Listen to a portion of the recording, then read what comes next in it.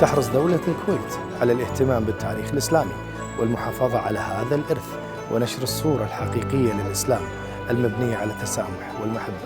الكويت عاصمة الثقافة الإسلامية 2016.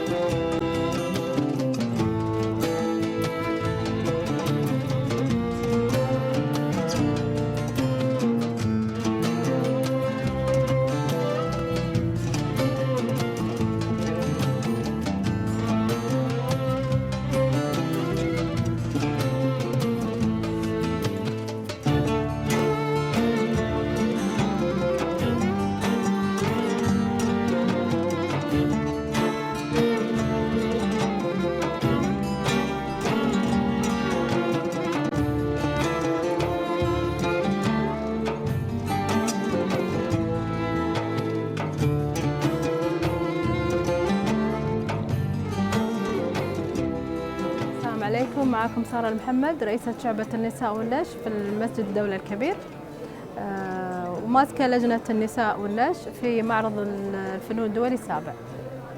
في الملتقى عندنا هني بوث المسجد الكبير اللي نوزع فيه مطبوعاتنا، وهالسنة ما شاء الله صارت عندنا ثلاث مناسبات مع بعض نفس السنة.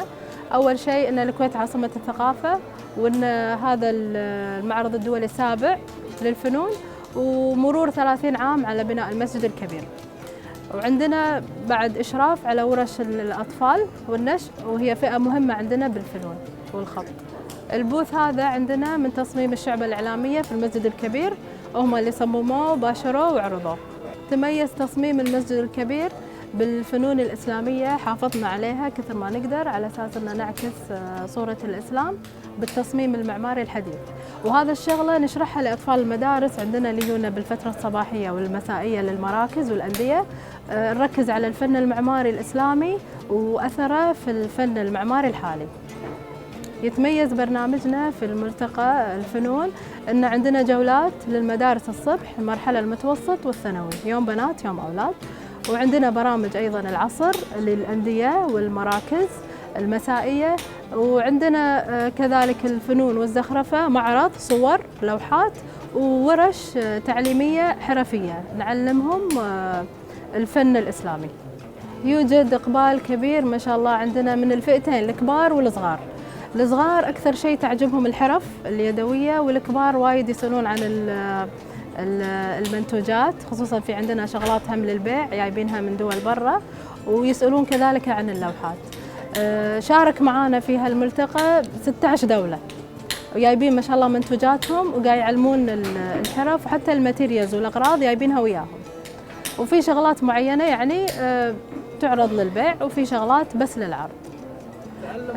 الدخول مجاني للمعرض، وكذلك عندنا هم ورش مبرمجة في خيمة ثانية كلها دخول مجاني. اللي حاب يتواصل ويانا ويشوف شنو عندنا بالمسجد الكبير يدخل على الانستغرام والسناب شات @thegrandmosque.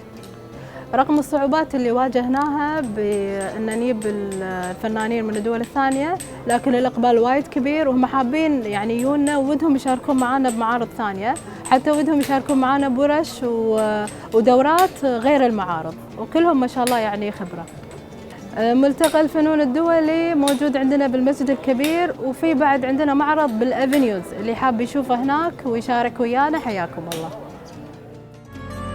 تحرص دولة الكويت على الاهتمام بالتاريخ الإسلامي والمحافظة على هذا الإرث ونشر الصورة الحقيقية للإسلام المبنية على التسامح والمحبة.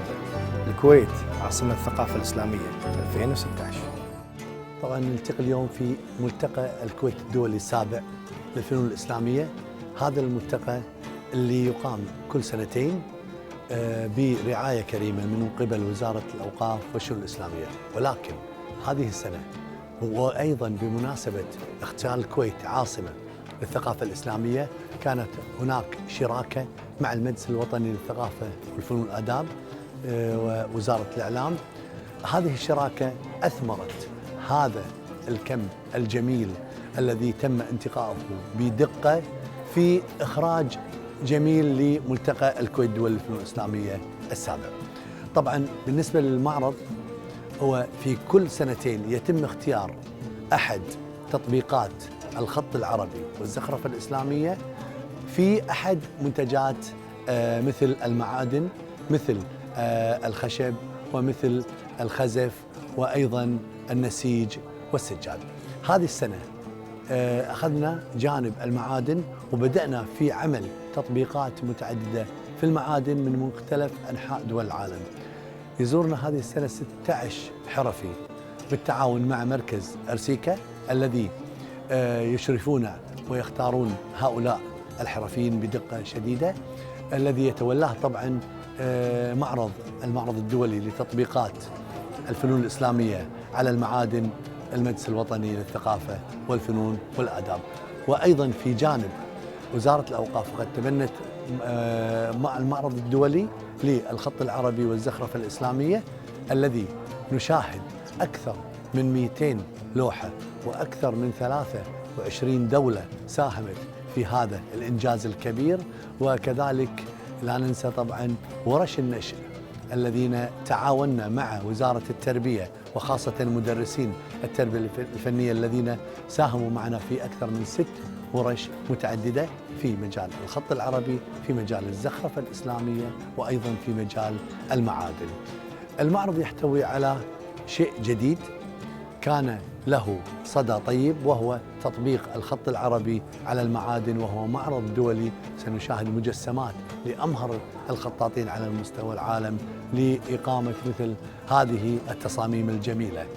بالنسبة للمعرض إجمالي، يتميز هذه السنة بإقامة معرض شخصي للخطاط الراحل سيد إبراهيم رحمه الله، ويعرض في هذا المعرض يعرض أجمل أعمال سيد إبراهيم التي تخرج لأول مرة من مصر وتقام، وأيضا يكون لها مقام في هذا المعرض بأكثر من 37 لوحة خطية متعددة للراحل سيد إبراهيم. وأيضا في مجال الزخرفة تشاركنا المزخرفة فاطمة أوزجاي وطالباتها في هذا المجال، وأيضا بالتعاون مع مركز أرسيكا الذي دعم هذا المعرض.